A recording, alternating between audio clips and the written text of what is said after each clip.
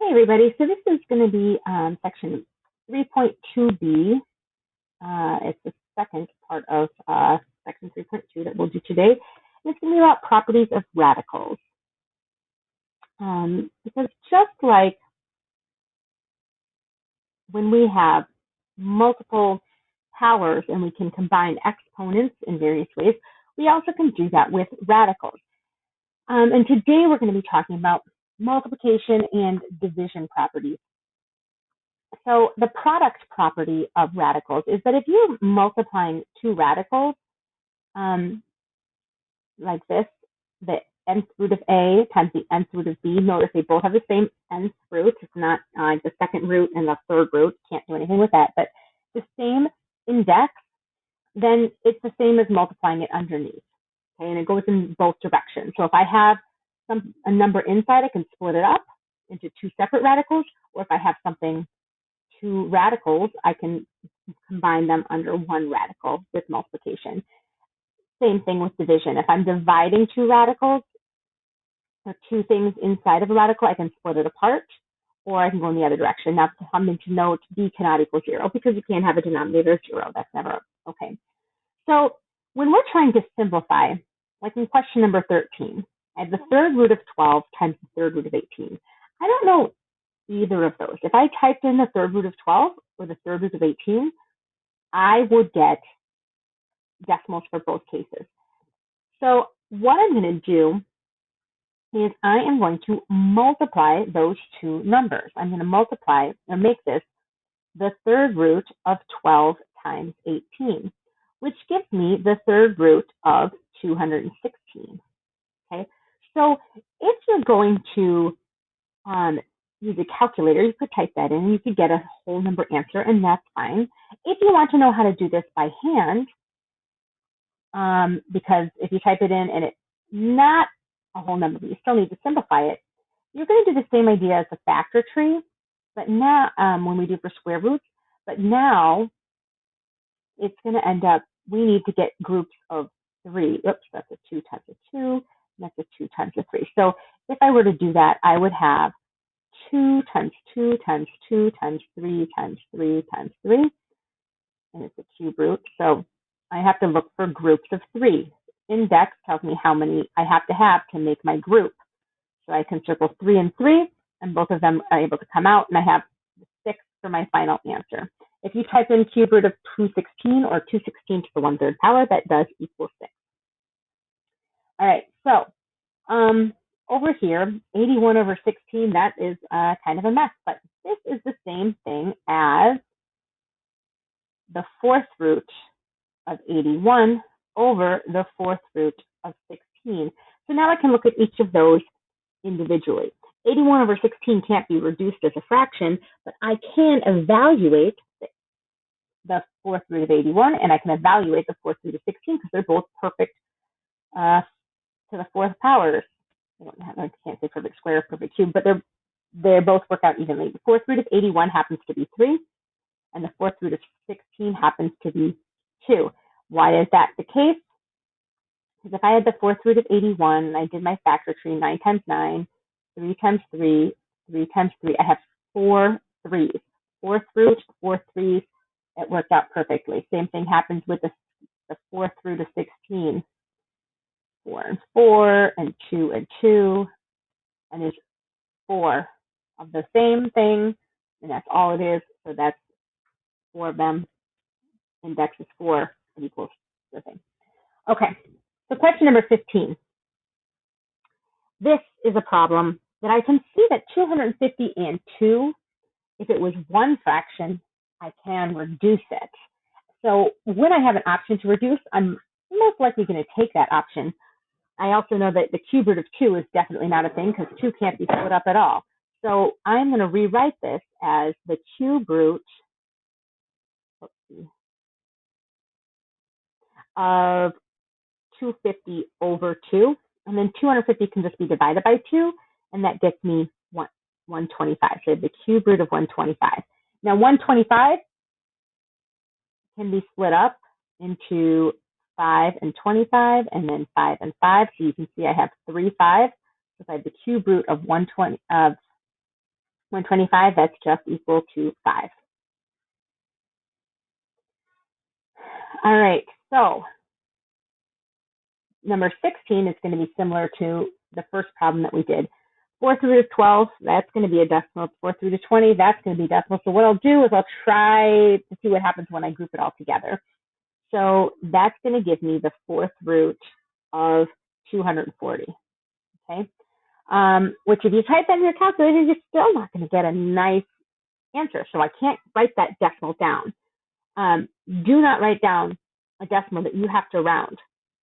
Okay, I need exact answers here. So what we're going to do is we're going to simplify the fourth root, or try to simplify the fourth root of 240. So I'm going to do a factor tree, which my first split I know can be 12 and 20 because that's where I got 240 from. And then I can do 4 and 3 and 2 and 2, 4 and 5 and 2 and 2. So that I'll write it out just so we can see it. I'm going to put all the 2's first, and then the 3, and then the 5. And it's the fourth root, so I need groups of 4. The only thing I have a group of 4 of is this 2. So that is going to come out. Put it over here. We have a 2. When it's a quadratic, something to the second power, where we have groups of 2, we just put one representative. Now we have groups of 4, still just one representative from that group. That 2 comes out to the front at the fourth root, and the 15 comes from multiplying your 3 times your 5. So one thing I want to make sure I am reminding you guys of, and you've seen me have to go back and add this several times so far, is make sure you're writing the index on that radical. If you leave it off, it's automatically going to be the square root, and most of these problems are not about the square root. So make sure you're putting it. Also, make sure it looks like the index. It looks at the same size as an exponent, about the same height as an exponent, maybe a little bit lower, but it's in between the two parts, that little V shape of your square root. The index must go in that little spot. If you put it in front, that's a coefficient. You have to put it in that little V shape. All right, so why don't you guys try a couple of these problems? See what you can come up with. Pause and then come back. All right, so what I did for number 17, it is already just one single thing. So I'm going to do a factor tree. Okay. And I see it ends in a 0, so I'm going to make it 108 times 10. And 108 ends in an 8, so I think 4 is going to go into that. So that's going to be 408 times 27. 4 is 2 times 2. 27 is 3 times 9, and 9 is 3 times 3. 10 is 2 times 5. If you did a factor tree in another way, that's totally fine, as long as you ended up with the same prime factorization, the same numbers. And I'm going to rewrite them here. Cube root of, I have 2 times 2 times another 2, and then I have 3 3s, and then I have a 5. Okay, so the 2's are in groups of 3, not pairs, but groups of 3 because our index is a 3. And I have also 3 3s. So 2 times 3 will come to the outside and become 6 on the outside. That 5 is going to stay a 5. And remember, your index is a 3. So 6 times the third root of 5. Okay, for number 17, 135 isn't divisible by 40 like it was on that fraction problem that we had before, but it can be reduced. I can reduce fractions. So I'm going to divide the top by 5 and the bottom by 5, because I notice they're both ending in 5s or 0s. So this becomes the cube root of 27. I say the number 27 a lot. I guess we should memorize our 27 table. And 8. Now you can make this the cube root of 27 over the cube root of 8. And then you can do your factor trees if you don't know this already, but the cube root of 27 is just 3, and the cube root of 8 is 2. If you didn't know that, you could do your factor tree separately, like I said, 9 times 3 and 3 times 3, so there's 3 3s. So that's going to give you just a plain old 3 on the top, and 8 is 4 and 2, 2 and 2, so that's 3 2s. So a denominator of 2. No radicals left because it worked out to be an integer in the numerator, integer in the denominator. So we have a rational answer of 3 over 2. And you can just leave it like that. 1.5 isn't as good as 3 over 2. I prefer fractions, but 1.5 is exact, so that's okay, but not my favorite. All right. 4 through 27. 27, we've been talking about 27, but that's a perfect cube, not a perfect to the fourth power. So that's not going to do us any good. And 45 is nothing either. So we are going to combine those and get the fourth root of 12, 15.